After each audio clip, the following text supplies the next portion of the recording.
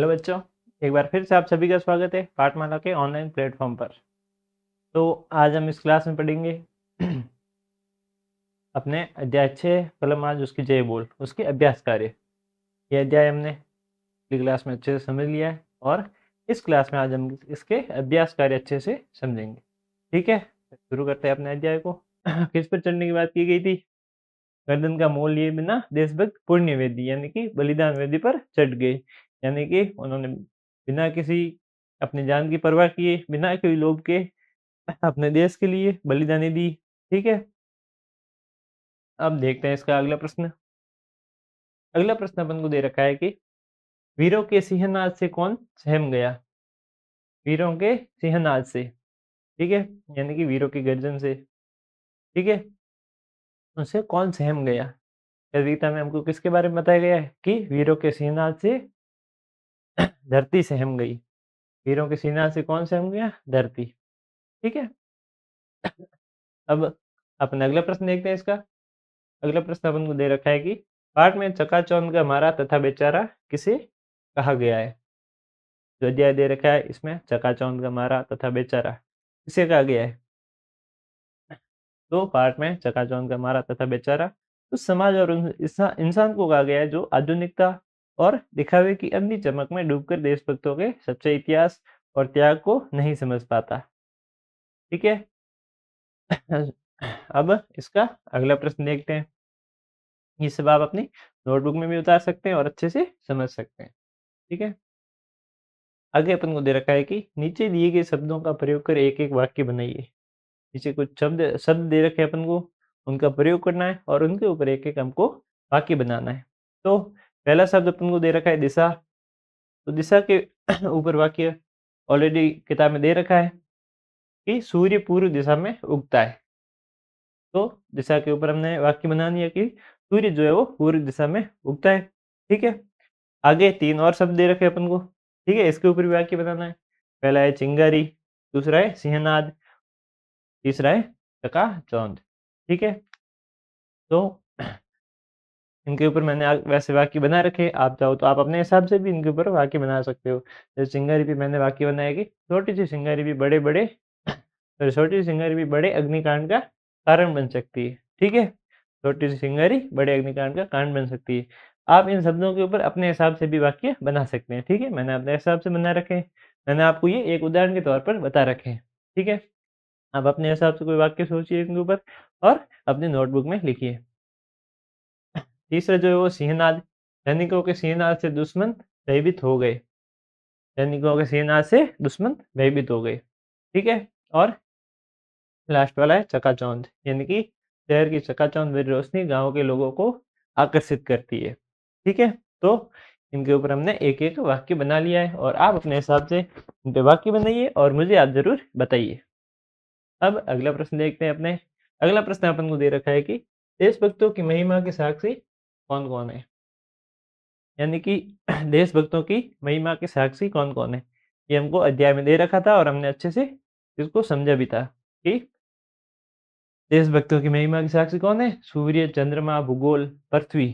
ठीक है, भूगोल यानी पृथ्वी, खगोल, खगोल का दे रखा है। खगोल यानी आकाश या फिर ब्रह्मांड के बारे में कहा गया है। ठीक है, तो देशभक्तों की महिमा के साक्षी कौन-कौन है? सूर्य, चंद्रमा, भूगोल यानी कि पृथ्वी, खगोल यानी कि आकाश या फिर ब्रह्मांड। ठीक है? और अब अगला प्रश्न है अपन के कि कविता में देशभक्तों के क्या-क्या कार्य गिनाए गए हैं? अपन को जो कविता दे रखी है, ठीक है? उसमें देशभक्तों के कौन-कौन से कार्य अपन को गिनाए गए हैं?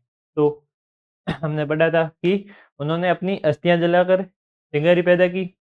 एक तो उनका ये कार्य दे रखा है कविता में, जीवन का मूल्य माँगे बिना बलिदान वेदी पर चढ़ गए, यानी कि बिना कोई जीवन प्राणों का अपना कोई भी चिंता किए बिना ही बलिदान पे चढ़ गए या फिर कहे तो अपने प्राण त्याग दिए अपने देश के लिए। तूफानों में दीपक बनकर जले, निनाद से धरती हिला दी और कभी ने सहानुभूति की भीख नहीं मांगी, यानी कि किसी प्रकार का कोई लोभ नहीं, ना किसी कोई पुरस्कार की चिंता, ना भी किसी कोई स्नेह की या फिर सहानुभूति की उन्होंने लोभ जताया। ठीक है, बिना कोई लोभ जताए, बिना अपने प्राणों की चिंता किए उन्होंने अपने देश के लिए बलिदान दे दिया।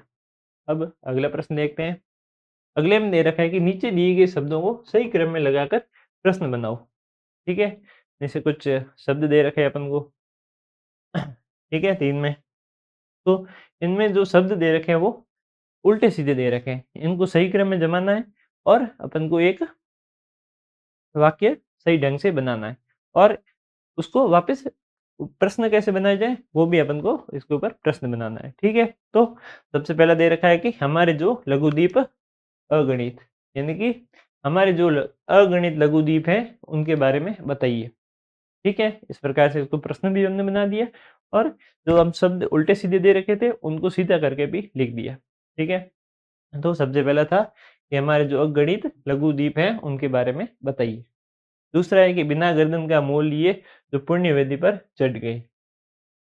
ये वाक्य अपन को दे रखे थे। तो ये मतलब शब्द अपन को उल्टे-पुल्टे दे रखे थे, तो हमने सभी को सीधा करके एक अच्छा-सा वाक्य बना लिया है। उसके बाद प्रश्न के तौर पे ये आएगा कि वे कौन थे? यानी कि बिना गर्दन का मोल लिए जो पुण्य वेदी पर चढ़ गए, वे कौन थे? ठीक है? तो अपने प्रश्न भी बन गया और एक सही ढंग का वाक्य भी बन गया। तीसरा है कि इस कविता के मूल भाव को अपने शब्दों में लिखिए। तीसरा क्या दे रखा है कि इस कविता के मूल भाव को अपने शब्दों में लिखिए। तो एक में क्या दे रखा था कि इस कविता के मूल भाव को अपने शब्दों में लिखिए।